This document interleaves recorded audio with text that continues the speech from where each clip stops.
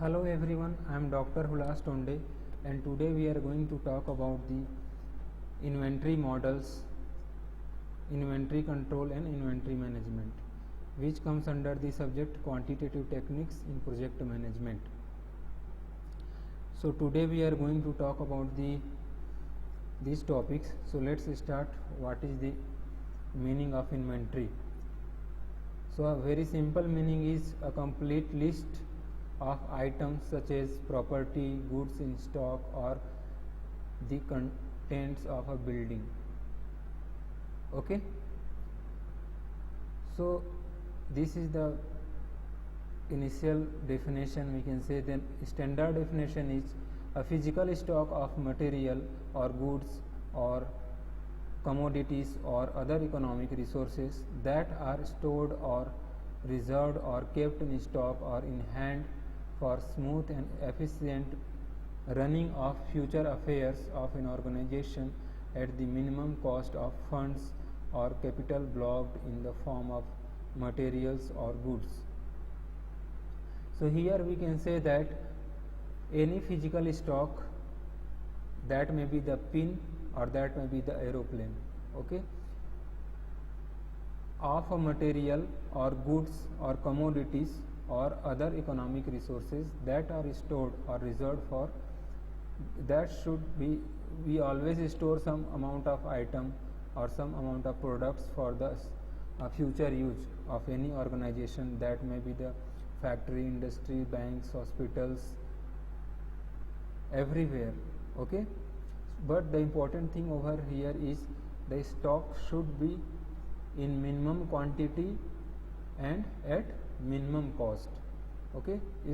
It should not occupy more spaces so that your carrying cost should be increased, okay. So this is the standard definition over here. Now it is a broad concepts which relates various managerial systems and philosophies. So it is a, when we discuss it, it will be the separate subject, okay, like materials management.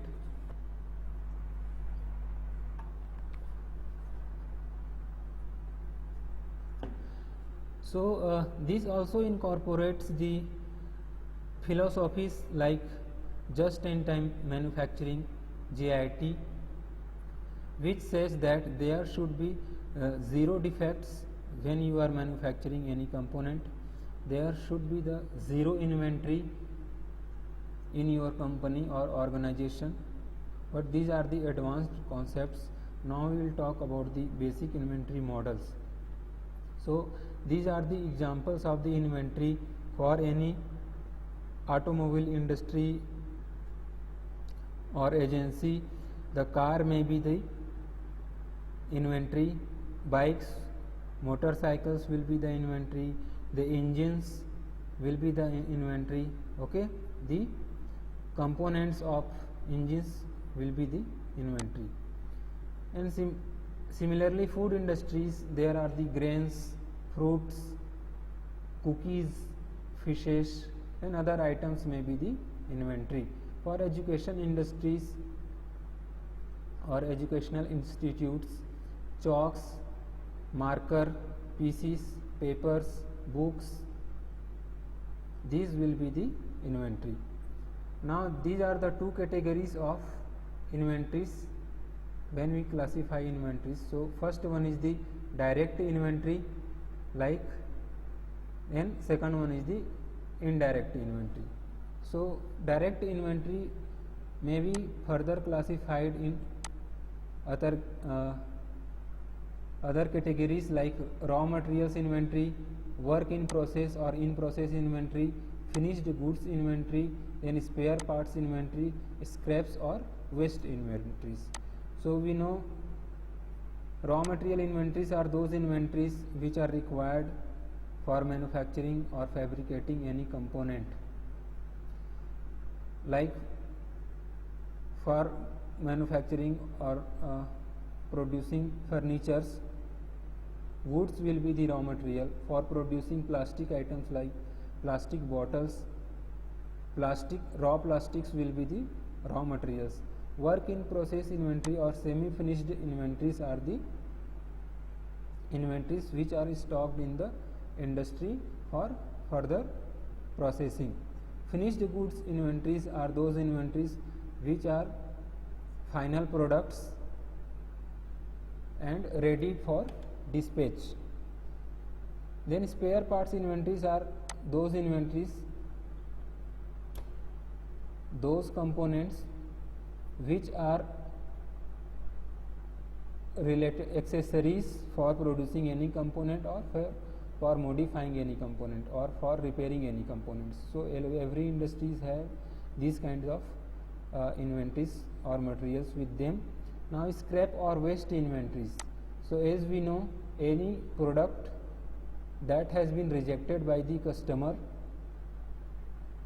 and which is not repairable at that moment are known as the waste or scrap inventories. So this has to be recycled again. Now indirect inventories are also 5 types. First one is the fluctuation inventories. So then second one is the anticipation inventories, third one is the lot size inventories or cycle inventories, fourth one is transportation inventories, then last one is the decoupling inventories. Okay, so fluctuation inventories are the inventories or materials that has been stocked to cope up with the fluctuation in market demand. Okay, so as we know, market is always fluctuating up and down like this, like stock market is also fluctuating. So this kind of graph is also found for the any material demand and supply graph should be like this. So for cope up the fluctuation in demand of the product or any components, we have to stock some amount of inventories or materials, that is known as the fluctuation inventories. Next one is the anticipation inventories. So for some cases where we know that there is a high demand of the component in future, in coming season, so we have to store the raw materials or related accessories to produce large quantities of those materials so that we can meet the demand of the market. So such stock of material is known as the anticipation inventories. Similarly, lot size inventories or those inventories or in-house inventories for the industry or factory where we are going to produce a component in lots, or we can say the batch production is there in, we are going to produce the components in batches. So for example, if we are producing a component or part in 20, one batch for 20 part, okay, so we have to process those batches one by one, and so that we have the raw materials and other accessories so that we can produce that batch, okay, that 20 products at a time. Otherwise what will happen when we produce 5 products and we have no raw materials for producing further 15 products, then there will be the loss of time, okay, and the cost of the products will be increased. So such inventories or such materials is stored for completing a product lot size or batch size. That inventory is known as the, or that material stock is known as the lot size inventory. Next one is the transportation inventories. So when, as we know, every transportation of materials takes time. So if we are purchasing materials from Delhi and it will take 20 hours for transportation or 24 hours for transportation, so we have to run our plant for that 20 hours, okay. So we should have the stock of materials so that we can cope up with those transportation time or delay in transportation. Okay, so such stock is known as the transportation inventories. Next one is the decoupling inventories. So these are the type of inventories to cope with the loss of decoupling of materials or decoupling of components. For example, if we are going to assemble some components or disassemble some components, so that is the time period we have to, or we can say the loading and unloading time of the components. So we have to, for example, in one machine, first machine, there is the loading and unloading time is high as compared to the second machine.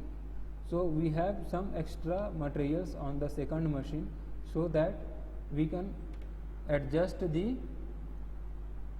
higher loading and unloading time of the first machine. So see, such kind of stock in the machine, second or third machine of any streamline production house. Okay, so such stock of materials are known as the decoupling inventories. Next one is the costs associated with inventory. So there are the three major costs associated with the inventory handling system or inventory management. So first one is the C1, that is the inventory carrying cost or storage cost.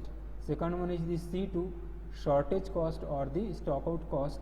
Third one is the reset cost or the ordering cost.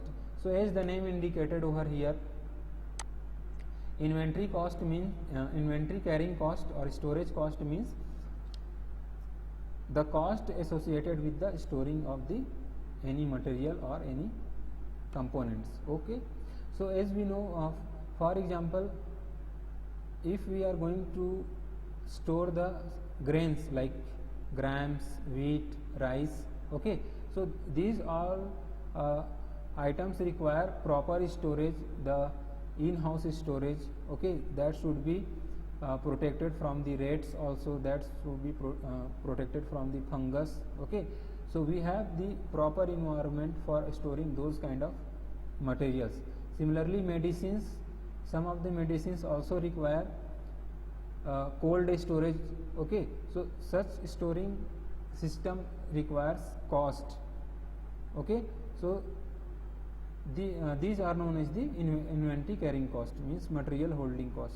Then shortage cost or the stock out cost means when we have the shortage of the material, so we have to cope up with our loss of production. So such cost is known as the shortage cost. Third one is the setup cost or the ordering cost. So when we are going to order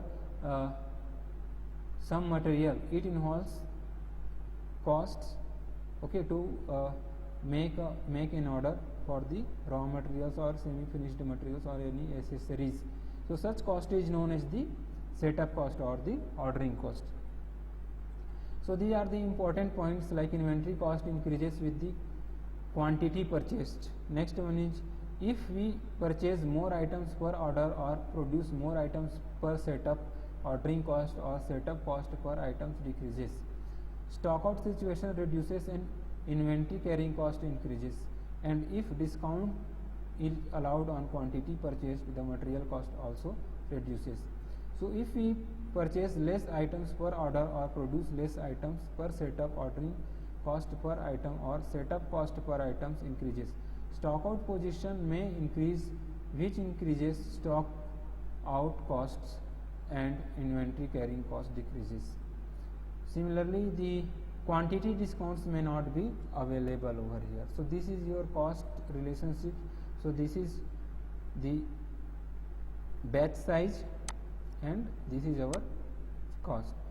So holding cost or material carrying cost always has the straight line slope. Okay, means this will be the batch size, or you can say this will be the time also. Okay, in some cases it is represented by the time. So if we increase the number of months or years for holding any material, the holding cost will be always increase day by day or month by month. Similarly, the transaction cost is initially high with respect to batch size, but it will decreases, okay, when the time increases. Okay. Next one is the benefits from inventory control. It ensures adequate supply of goods to the customer or adequate quantity of raw materials to the manufacturing department. Means when we have the proper inventory control, it will provide us enough supply of goods or raw materials or any products to the customer, or adequate quantity of the raw materials to the manufacturing department or processing center. The situation of stock out may be reduced or avoided. When we have proper inventory management, the stock out of the materials will be reduced. Okay. For example, at the present, the remdesivir injection is stock out, it is unavailable in the market. Okay. And the vaccines are also unavailable to each and every person, like the other medicines. So this kind of situation should be avoided by proper inventory control and inventory management. The available capital may be used efficiently or optimally by avoiding unnecessary expenditure on inventory. In production models, while estimating the cost of product, the material cost is to be added. Next one is, it provides safety against the late delivery times to the customer due to uncontrollable factors. A careful materials manager may take advantage of price discounts and make bulk purchase at the same time. He can keep the inventory cost minimum. So these are the benefits for the inventory management. Means if some items are being late delivery or loss of delivery is there, then we can manage those things by proper inventory control. Another is to select a proper transportation mode. Means we should go for the ship or the air transportation or the railway transportation or the by road transportation. So these can be chosen by the proper inventory control models. Avoid the chances of duplicate ordering. So we sometimes what we happen, we make up order of the material again and again, so that can be avoided. It avoids losses due to deterioration and obsolescence, etc. So some of the products deteriorate easily by holding it, or some of the models like mobiles, laptops or electronic items are easily obsolete in the market. So such kind of losses can be avoided. Causes of surplus stock may be controlled or totally avoided. Then ensure that availability of the required materials in required quantity at required time with the minimum inventory costs. Other factors in inventory control. So these are the demand, production of goods or supply of goods, lead time or delivery lags or procurement time, type of goods, time horizon, safety stock or buffer stocks. So these are the factors which influence the inventory control models or inventory management philosophy or concepts. So thanks for watching, thanks for your attention, thank you so much.